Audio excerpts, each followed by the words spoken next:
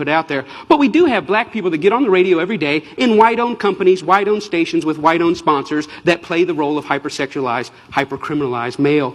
I ask these advertisers, I say, I've got hundreds of songs a day that celebrate killing animals. Will you put them on your station? They said, no. I got hundreds of songs a day that talk about assaulting women and abusing kids. Would you put them on your station? They said, no. I said, I got hundreds of songs a day that talk about murdering blacks. Would you put them on your stations? They said, well, that depends. Depends on what? Who it's done by and who it's branded for.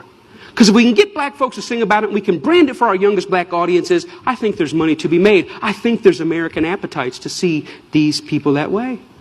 I said, how can you say that? They said, well, look, it's what these artists know. It's what they, black people, create. It's, matter of fact, our surveys say it's what they want to hear, which speaks of a sickness. How do we live in a society where somebody says, you know what, I'm inspired to write a song that celebrates murdering another person. And then a person says, I'd like to put that on my station. Another person said, I'd like to pay for it. And then there's people out here in the audience that go, I'd love to hear it, as long as it's black guys. Because even white people buy rap music, buy this type of stuff, because we know that when we want to hear about killing each other, we know who to turn to for that type of inspiration.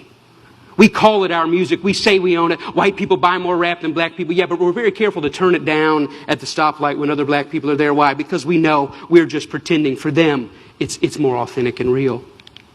I always ask the companies, what about your name? What about your brand? What about your value? And the largest radio company in the world said this: it's okay that we only have drug dealers on our black youth stations. We only have murders on our black youth stations. We support black charities. We give out water at the Martin Luther King parade. I think we've got it covered. We've bought them off.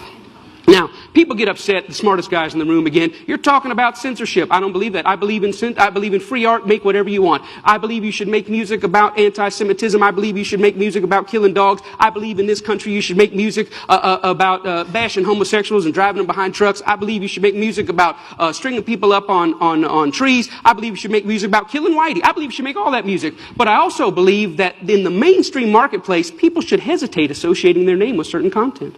You know, there's certain stuff you can't buy at the store. Certain stuff you can't get on iTunes because their brand doesn't want it. But if you want to hear black people celebrating killing black people, they got thousands and thousands and thousands of those things to sell you. I don't think it's about censorship. I think it's about American cultural hypocrisy. Because here's the truth. These black entertainers, they can't sing just about anything. There's some stuff that'll get them fired. And they get dropped, and they get fired, and they get slapped on the wrist, and they get disciplined all the time. Why? Because sometimes they step over the bounds. A very famous case is what happened with Rick Ross. Rick Ross is the Mammy Two Shoes, one of the many Mammy Two Shoes of our day. He's a black entertainer in a world carved out for him and a role carved out for him by white entertainment companies. And one day he talked about, in the middle of a song that celebrated dealing drugs and killing blacks, he made a reference to date rape. And when he made that reference to date rape, that set social media on fire. That got 100,000 petitions in 24 hours. Hey, buddy, date rape is no joke. That had white people standing outside of Reebok in New York saying, you better take this seriously. We're tired of a rape culture in America. One line in one song moved the masses. And you know what Reebok did? Did they stand by him and say, hey, we believe in freedom of speech. We believe in freedom of expression. It's just a song. Calm down. No, they fired his tail on the spot. The president came out and said, this goes against our high standards. He's gone against the values of our brand. Shame on Rick Ross. We're disappointed. He doesn't know how serious date rape is. And when I saw that, I thought, wow, how convenient. Isn't that amazing? But here's what really happened. It's not their brand. It's not their values. Rick Ross went off script.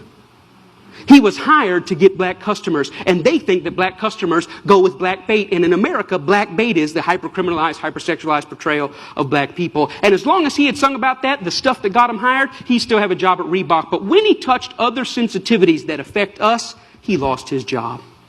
See, the truth is, it's not they that need to change. It's we that need to change.